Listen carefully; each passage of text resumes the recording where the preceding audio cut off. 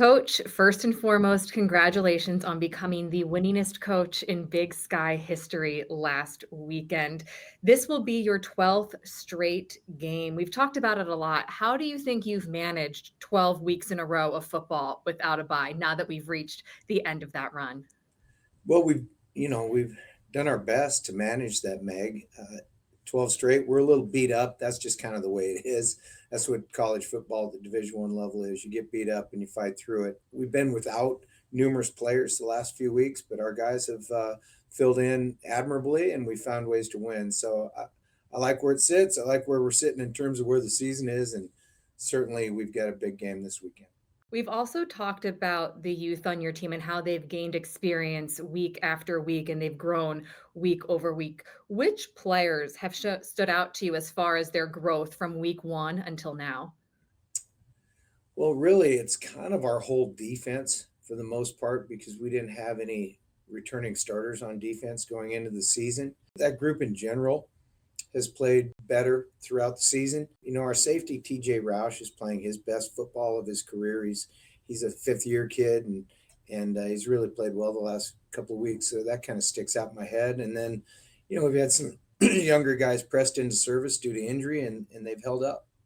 Before we get into Brawl talk, earlier this week, Dylan Botner was named a finalist for the Doris Robinson Scholar Athlete Award. What has he meant to this program, not just on the field, but in the community and in the classroom?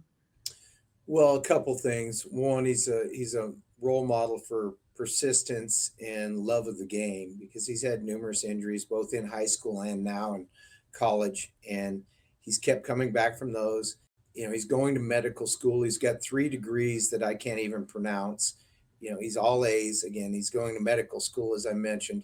His perspective on things is you play college football as long as you can until they take your helmet away. And that's what he's done. He deferred his enrollment in medical school for another 6 months just so he could play another year. Well, hopefully he still has plenty more weeks left playing this season before he has to make that decision. Next game up, of course, is the Brawl of the Wild, your Big Sky best offense versus Montana State Big Sky best defense. Caden Dowler has back-to-back Defensive Player of the Week honors for the Big Sky. How do you limit his playmaking on Saturday? Block him.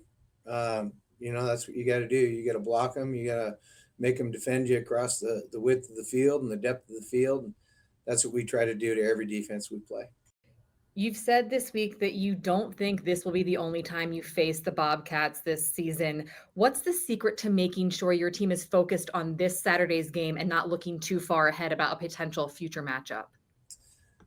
Well, this is a big game in these parts. It always has been. There won't be any problem with focus on who the opponent is this week. And then I think, generally speaking, our team focuses really well about whoever we're playing on Saturday. So our Week 12 opponent, which is our rival, will get our full attention. You mentioned earlier you were very impressed with the growth of your defense this season. What challenges does the Montana State offense present your unit? Well, they run the ball well and control the game on the line of scrimmage, generally speaking. In most games this year, they've been able to do that, and that creates problems for every defense.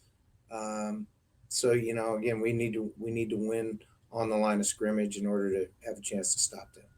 This will be the highest ranked brawl in history. What does this game mean for the state of Montana? Well, I don't think it matters what the rankings are. I think it's irrelevant in this game. And if neither one of us had a win on the season, this would still be a monster game here just because it's how it is in Montana between these two schools. And, so it's always a big game and it's a focal point of both programs. After the break, hear from Montana State head coach Brent Vigen.